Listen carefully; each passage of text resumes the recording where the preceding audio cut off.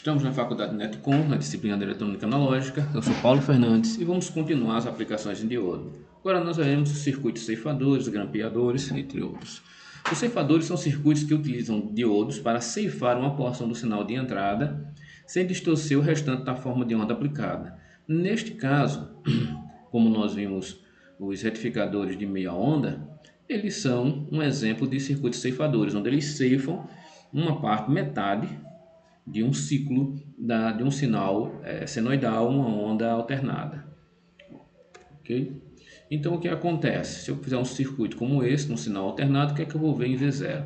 Lanço o sinal alternado em VI, o que é que eu vou ver em V0? Se eu tiver uma onda quadrada, verei apenas um primeiro semiciclo. Uma onda triangular, também. O segundo semiciclo, ele é zerado. E assim sucessivamente.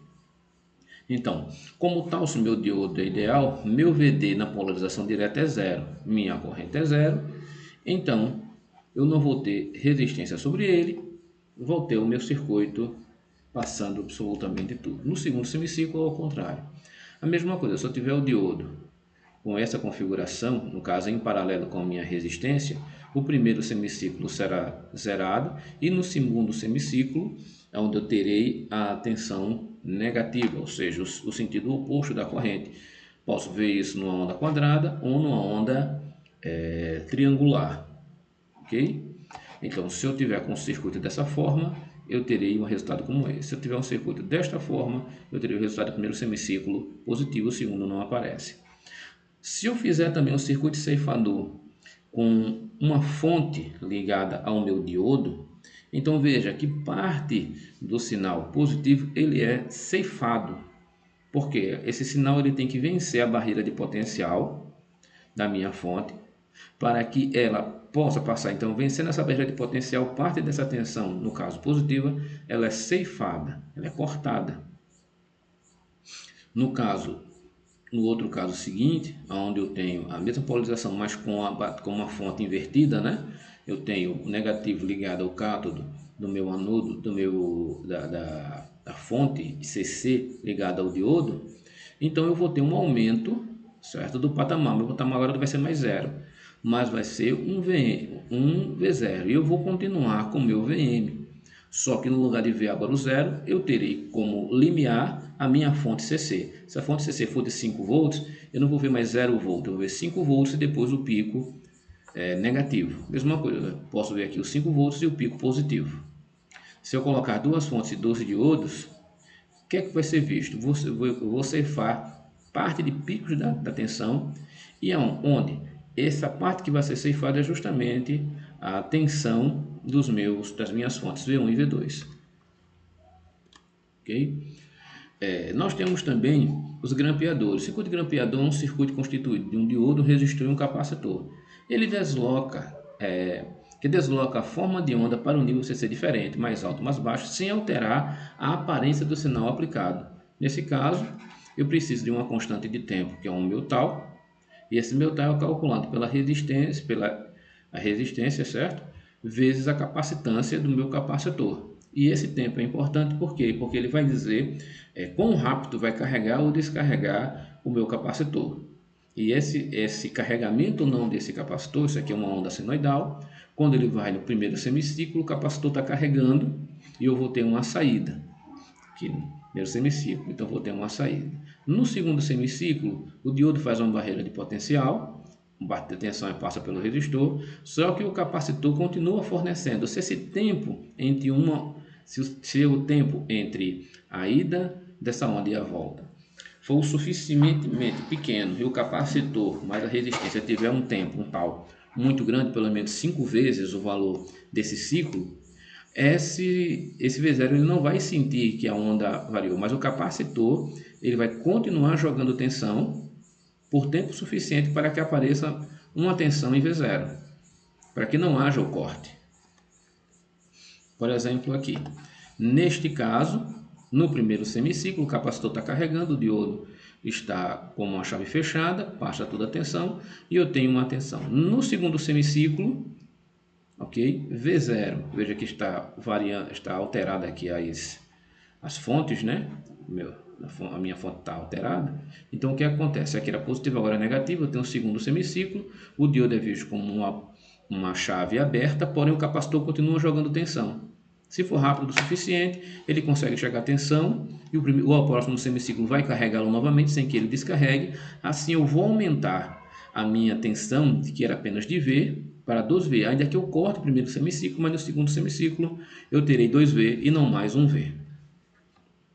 E pode ser visto aqui, onde você tem o mesmo circuito. Então nesses pulsos eu vou ter um aumento, eu vou dobrar a minha tensão no polo positivo ou no negativo. Enquanto eu 0,1 eu passo toda a tensão para o outro lado. Se eu colocar uma fonte de tensão ligada a esse diodo, veja o que é que vai acontecer. Se meu diodo estiver polarizado reversamente, diretamente com o capacitor, nesse caso eu vou ter um patamar que não vai ser mais 0, vai ser V1, VI, que é dado pela fonte que está ligada ao meu diodo, aonde ele vai iniciar. No caso aqui, em V0, de 0 para VI, eu vou ter um aumento dessa polarização, inverta a polarização do diodo. O que é que eu vou ter? Um patamar. Meu patamar agora não vai ser mais 0, como posso ver na figura de cima, mas vai ser o meu VI. O meu circuito ele vai começar em VI. Okay? E eu vou ter 2V como a tensão final, que pode ser visto por esse exemplo. Neste caso, eu preciso de uma relação de pelo menos 5 vezes tal, essa relação de tal tem que ser muito maior do que a metade do período, pelo menos 5 vezes tal. Aí não é percebido. No caso do diodo Zener, é um diodo retificador de tensão. Ele usa justamente essa região Zener na polarização reversa. Na polarização direta ele funciona como diodo normalmente, só que na polarização reversa ele vai ter uma barreira de potencial, porém ele vai deixar passar apenas a tensão no qual ele está projetado. Então, se o meu diodo Zener for de 6 volts, quando eu polarizar ele reversamente, tudo que vai acontecer é que só vai passar por ele uma tensão de 6 volts. O circuito é o que vai perceber essa tensão de 6 volts. Nesse caso, quando eu tenho uma tensão VI, um resistor diodo Zener e um outro resistor RL na carga, quem é minha tensão V? Minha tensão V vai ser VL, que é a mesma de VL, que vai ser RL, VI, RL dividido por RL, ou seja, meu RL dividido por RL, R mais RL vezes VI. Essa é a minha tensão aqui, ó. Minha tensão V, que é igual a minha tensão VL. Então, nisto, nós chegamos a esse padrão no regulador de tensão.